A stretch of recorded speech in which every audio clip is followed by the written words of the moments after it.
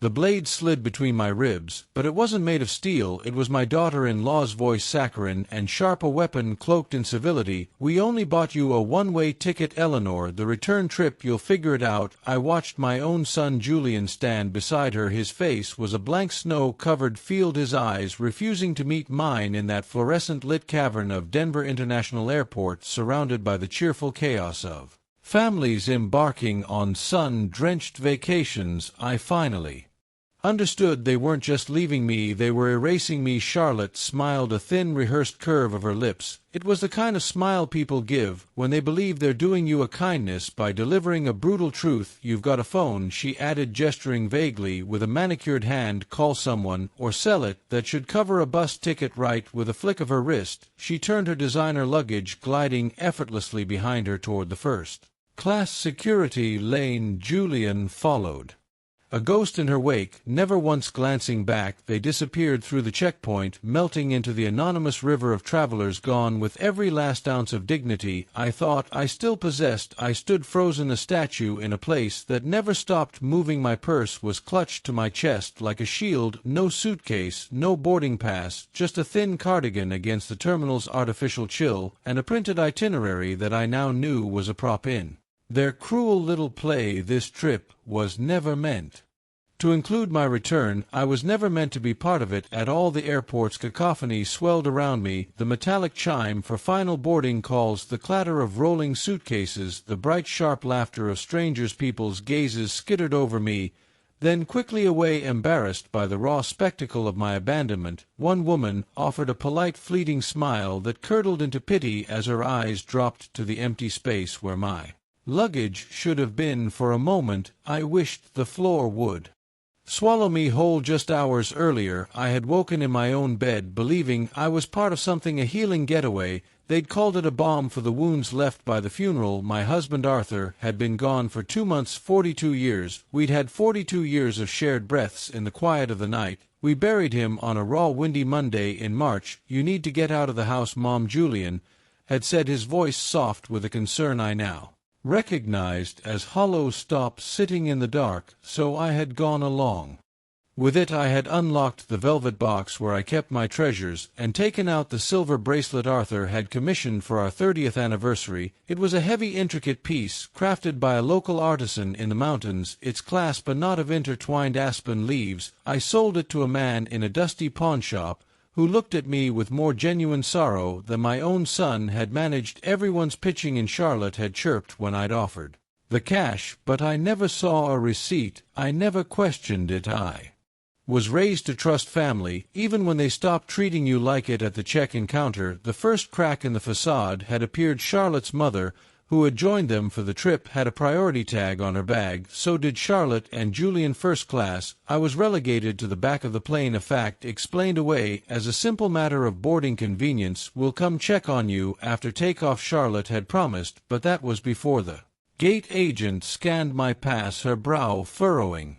"I'm sorry, ma'am," she'd said, her voice laced with the practiced dread of someone about to deliver bad news. "This ticket has been voided, and there's no return flight booked under your name." I had smiled, a reflex of disbelief. There must be some mistake. But when I turned, they were already walking away. I trailed them to the security line, the useless travel documents trembling in my hand, and that's when Charlotte delivered the rehearsed lines that shattered my world. She said it all with the casual indifference of someone announcing a change in the weather, and Julian, my Julian, didn't correct her.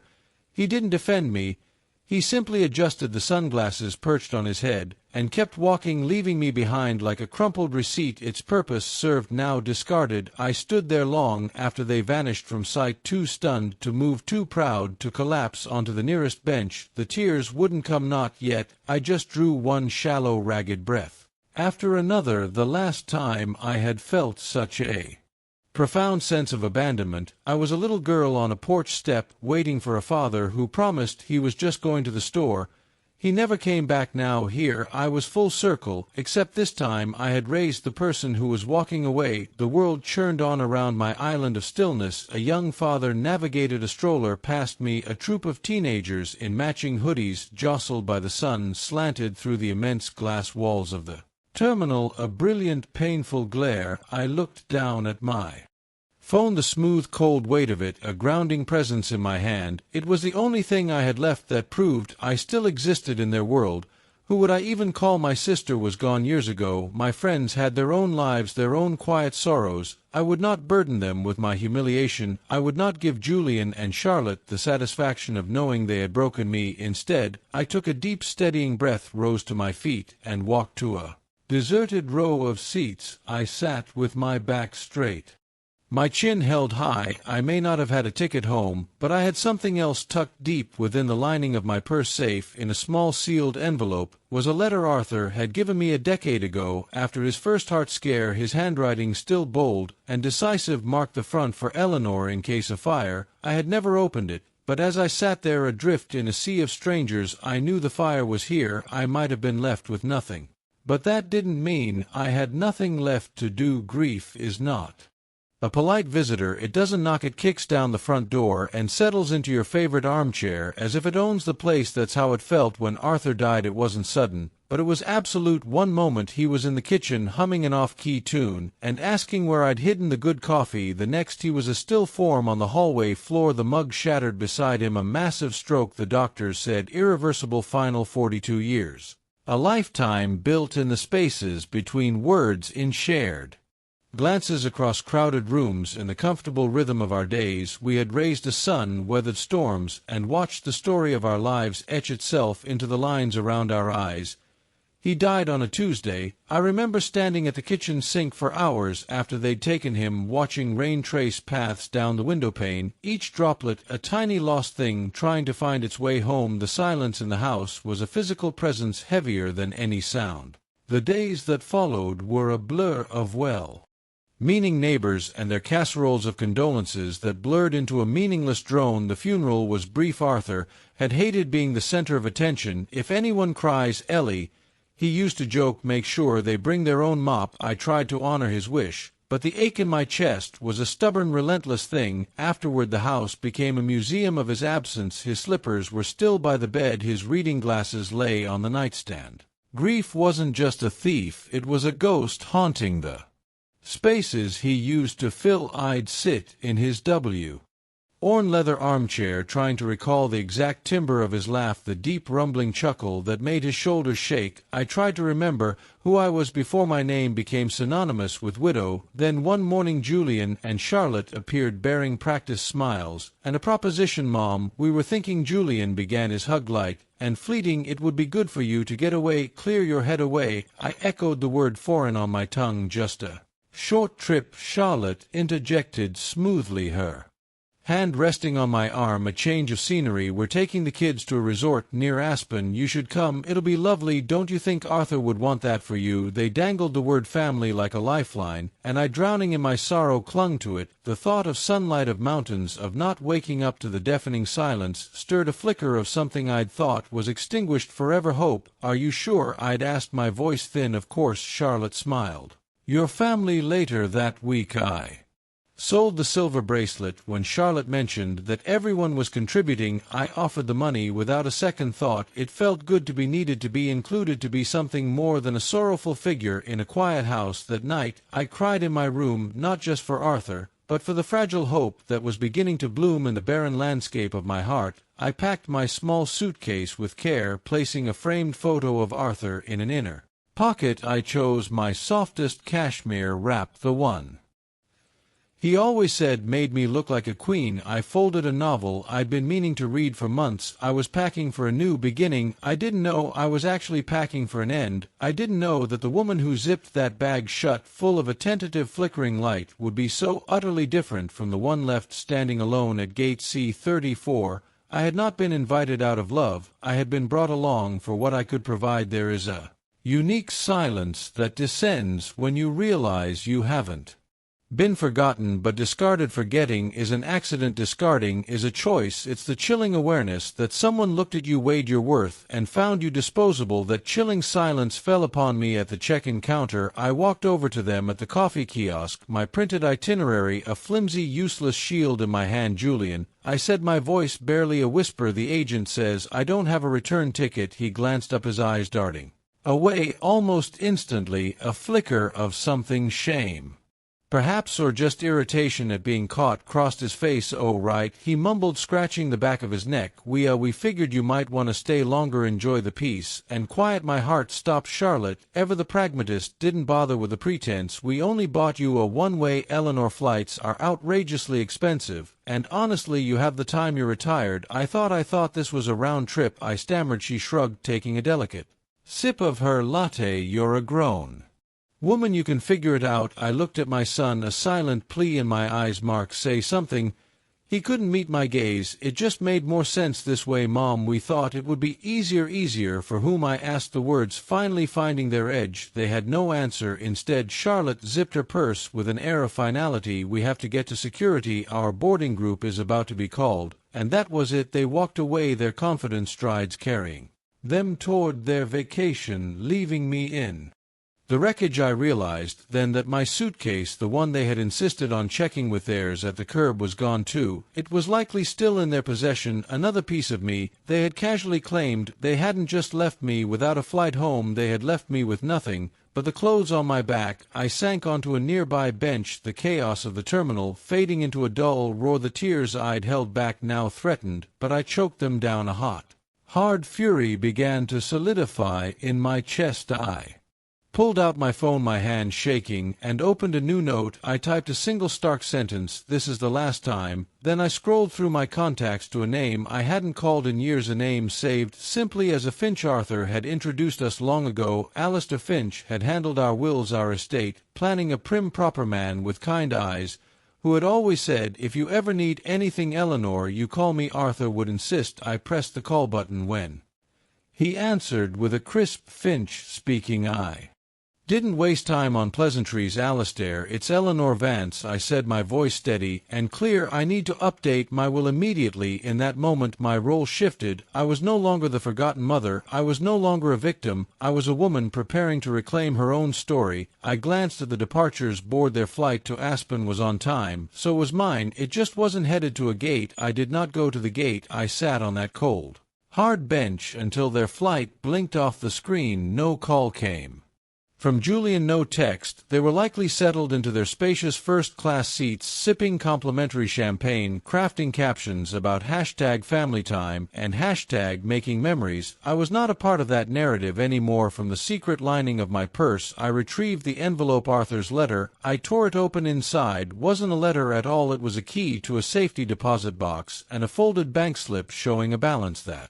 made my breath catch, and beneath it, in Arthur's familiar script, was a note: "Your nest egg, Ellie, not ours, yours, for when you need to fly on your own." Tucked beside it was a bundle of cash, over $2,000, crisp and clean. It wasn't a fortune, but it was freedom. It was enough. I walked out of the terminal and into the sharp Colorado sunlight. Hailing the first taxi I saw, I gave the driver an address downtown, a polished brass plaque on a historic brick building: Finch, Albright Associates. The last time I'd been there, Arthur was by my side, hale and hearty, his hand resting on mine as we signed the documents that would secure our son's future. We had been so certain of our legacy, so sure of the boy we had raised. Now I was sure of only one thing: the name on that paper no longer deserved the promise it held. Alistair Finch was older, his hair more silver than I remembered, but his handshake was just as firm. "Eleanor," he said, his eyes filled with genuine concern. I was so terribly sorry to hear about Arthur. "Thank you, Alistair," I said, taking the seat he offered. "I'm here to make some changes to my will." He raised a single questioning eyebrow. "Anything in particular?" I met his gaze without flinching. "I want my son Julian Vance and his wife Charlotte Vance removed from it entirely." He paused, his pen hovering over a legal pad. "Are you certain, Eleanor?" "I have never been more certain of anything in my life." He didn't press for details. He knew Arthur, and by extension he knew me. He knew I was not a woman given to rash decisions. He simply clicked his pen and waited. "I wish to name a new sole beneficiary." I continued, "an organization, one that provides support and sanctuary for elderly individuals who have been exploited or abandoned by their families." He looked up, his expression unreadable. "That's a very specific directive. My reasons have become very specific." For the next hour we systematically deconstructed the life plan Arthur and I had so carefully built. Line by line, clause by clause, we dismantled a future that was no longer valid. it was not an act of spite, but of radical, painful clarity as we worked IT. Oldham about a place I'd read about, a forward-thinking senior community called Aspen Ridge Estates. They had a charitable arm. I had the pamphlet in my purse, and Alistair, I added, leaning forward, I want to ensure that they can never touch another cent of what is mine. I want the house sold, the account secured. I want to create an ironclad trust. We can do that, he said, his voice grimly determined. We will make it untouchable. When I walked out of his office, the afternoon sun felt different. I didn't feel broken or weak. I felt clean. I checked into a modest hotel downtown, not as a final destination, but as a temporary harbor, a place to rest, to think, to let the woman who was left at the airport fade away, and to allow the woman who walked out of the lawyer's office to fully emerge. A woman with no return ticket is not a woman who is lost. She is a woman who is finally choosing her own destination. The morning light filtering through the thin hotel curtains felt like a benediction. The paperwork was in motion. It was official. My son and his wife were ghosts in my future, their names erased, not in anger,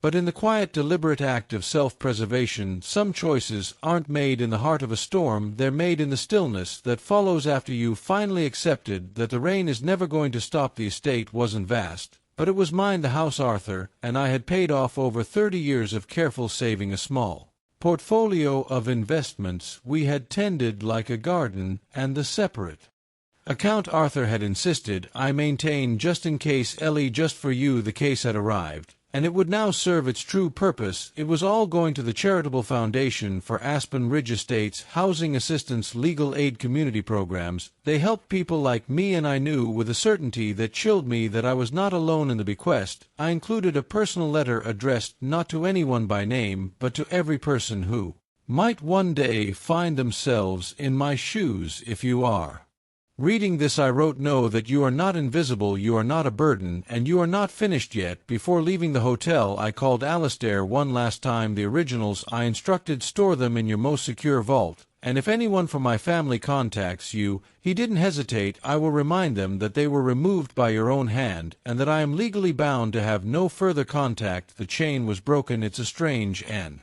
terrible thing to erase the child you brought into this world from the future you once dreamed for them, but they were never meant to inherit what they had tried to purchase with cruelty. Inheritance is about trust, and trust once shattered so completely cannot be glued back together. With belated apologies, I spent the next few days in a quiet flurry of activity. I opened a new bank account in my own name. When the teller asked if I'd like to add a family member for emergency access, I smiled. No thank you, I said, just me. The words didn't sound lonely, they sounded like survival. I returned to the house only once, on a Tuesday morning when I knew Julian and Charlotte would be at work. I hired a moving company from a different county, wanting no gossip, no whispers. I walked through the silent rooms, a ghost in my own past. I directed the movers to take only a few things: Arthur's leather armchair, a box of his favorite books, our wedding album, and my grandmother's handmade quilt. The rest, the furniture, the dishes, the life we had built within those walls, I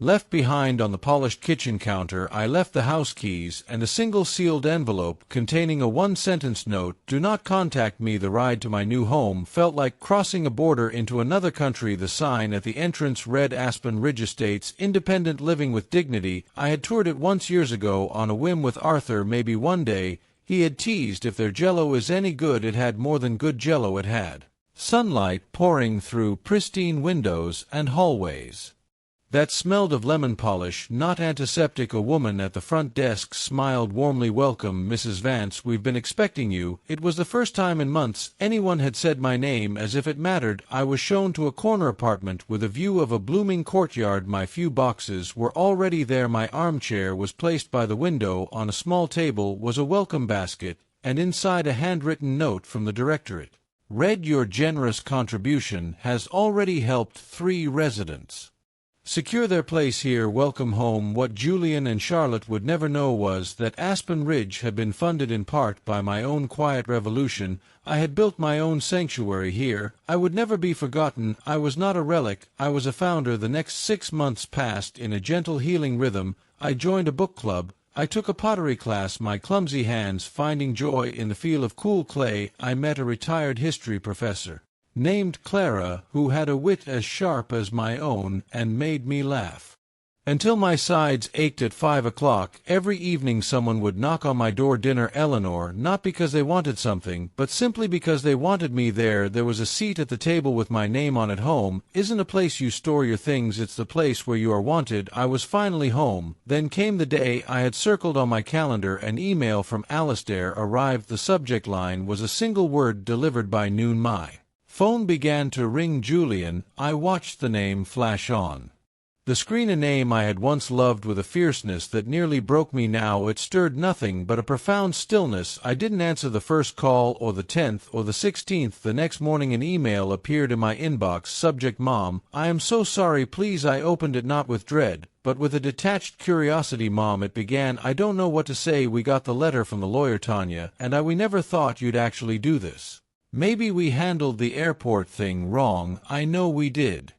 But to cut us out completely, the house, the savings, even Arthur's workshop, it's all gone. Mom, this is everything. We're your family. Can we please just talk 5 minutes? That's all I ask. Mark, we never thought you'd actually do this. That one sentence laid their souls bare. They thought I was too old, too weak, too broken by grief to fight back. They mistook my love for a bottomless well from which they could draw forever without ever replenishing it. They had mistaken kindness for weakness. They hadn't just left me at an airport, they had left me behind in every way that mattered long before that day. Now they wanted the scraps of a life they had willingly torched. That afternoon in the Aspen Ridge Library, Clara slid into the armchair beside me. You've got that look on your face again, she said. Riley, what look is that? I asked. The look of a woman who just reminded the world who she is. I smiled, a real genuine smile. Maybe I have good, she grinned. The world needed reminding. I looked at my phone. One last time at the desperate plea for 5 minutes. For a moment I considered replying, but what was there to say? Instead, I powered the phone off. In my journal I wrote a new line: some things are inherited, some are earned, and some, like peace, must be built from the ground up. Let them wonder, let them rage, let them feel the silence. On birthdays and holidays I would be here, surrounded by people who did not ask me to fund their comfort in exchange for their